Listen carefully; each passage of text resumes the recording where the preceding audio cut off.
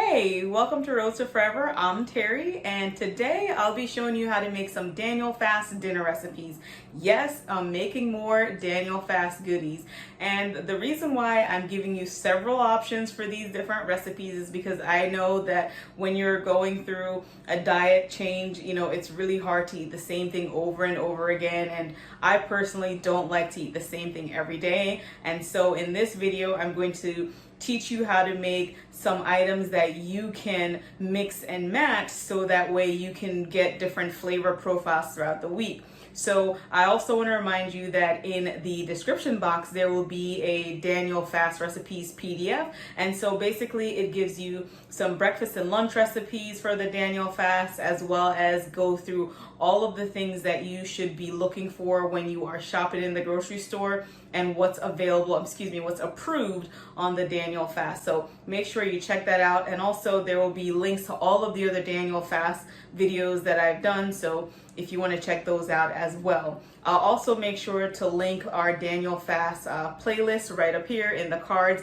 so that you can check those out as well. I hope all of these different resources will help you to be successful during your Daniel Fast journey. So if you're excited to check out these Daniel Fast recipes, give this video a thumbs up and let's jump right into it.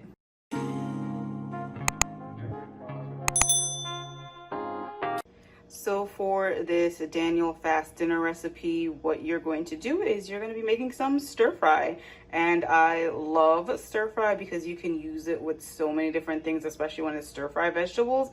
So I'll tell you exactly what I have in my pan, but you could use this stir fry once you make it, and you can put it on top of Daniel Fast approved rice, or you could use it with, if you had a Daniel Fast pasta recipe. So you could, take that pasta and then just mix in this stir fry, and that's a really nice hearty meal. And I'm actually going to be making my stir fry today with some red lentil spaghetti. So I'll show you exactly what that looks like in a minute. But in my pan for my stir fry, I have some broccoli florets, I have some orange and red bell peppers, I have onions, and I have some sugar snap peas. Now, the vegetables that you use are up to you. If you wanted to, you could add mushrooms, you could remove the sugar snap peas and add green beans. You could add green onions instead of regular sweet onions. You could use a different color bell pepper. You could add ginger. So again, it's really up to you. You could add cauliflower. So the flavor profile is really up to you. I'm just using vegetables that I have and that I like in a stir fry. And so I've washed them and they're chopped up. And now all I'm going to do is I'm going to add 1 tablespoon of oil to my pot. And so any Daniel Fast friendly oil, you can use that. I'm going to use 1 tablespoon of avocado oil, and then I'm just going to add this right into my skillet with the avocado oil and let it cook, and I'll show you what I do in a minute. So here I have my skillet with my 1 tablespoon of avocado oil, and I have it over medium heat. And with it being heated, you can see I'm just adding my veggies directly to the skillet here. And you're going to allow this to cook for about 20 to 30 minutes. It just depends on how crunchy you like your vegetables. At 20 minutes, the vegetables are crunchy but cooked. And so at this point, I will generally take it out because I don't like my veggies soft and mushy. And again, just make sure you're stirring occasionally so that it doesn't burn. Another thing you could do is you could also add carrots to this stir fry. And so again, remember, just whatever you like, you could add here. You could add mushrooms, whatever you enjoy. And while this is cooking, I'll get my spaghetti ready. So I'll show you the spaghetti I'm using next. So this is the red lentil spaghetti that I'm using. You can see it's gluten-free and it only has 1 ingredient. And you don't have to use necessarily this type. You could use a whole wheat pasta that, with like penne noodles. You could also use the lentil pasta that's penne noodles. And if I turn it over so that you can see the ingredient, you'll notice here that it says organic red lentil flour. So that's the only ingredient. And as you know, lentils are Daniel Fast friendly. Now, in terms of the stir fry, if you don't want to add any sauce, you don't have to. You could make your own homemade pasta sauce. Another option in terms of a sauce for your stir fry, I'll show you that in a minute. But if you do decide to not make your own pasta sauce at home, this brand is the one that I use. It's Rao's Homemade Marinara. And if you look at the ingredients, it says whole peeled tomatoes, olive oils, onion, salt and pepper, basil, black pepper, and oregano. And so this is what I use. There's no added sugar. There's nothing added. It's just simple ingredients.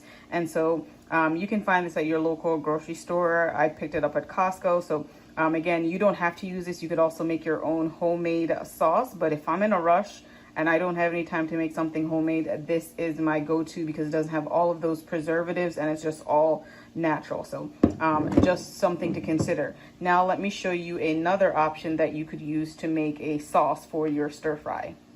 So if you don't want to eat your stir fry veggies as is, say for instance, if you're just going to just mix in your pasta with your stir fry veggies, and you're like, well, this is kind of bland and I want to do something and take it up a notch, what you can do is get some coconut aminos and some arrowroot starch. So arrowroot starch is from cassava, which is plant-based. So you can use this to thicken your sauce, and you can mix that together and pour it over your stir fry, and it's going to give you a nice flavor. And you guys know that I love to season everything, so you can use, your garlic powder and, a little bit of black pepper and a pinch of salt to season your veggies. So, and also add some thyme, some parsley flakes, or even some dried oregano. And that's going to obviously give you some pop with your vegetables. And so that's what I'm going to do, but I'm not going to add this on here. I'm just showing you that this is an option, especially if you're having your stir-fried veggies with brown rice. So this will give it that nice brown color because, again, you can't have soy sauce. So this would be a nice alternative. And if you look at these ingredients on here as well, you'll see that this is literally just made from organic coconut sap, water, and some sea salt. So this is something that you can use to add flavor to your vegetables. So hopefully you'll try that if you don't want to have your vegetables just plain. So here is my cooked lentil pasta, well, spaghetti, and you can see it's steaming hot because I just took it out the pot. And again, you just have to follow the directions on the packaging. You know how you like your pasta, so just cook it that way. And so this is it. Also, another idea you could do is just make a Daniel Fast pasta salad. So where you cut up like fresh vegetables and mix that with olive oil.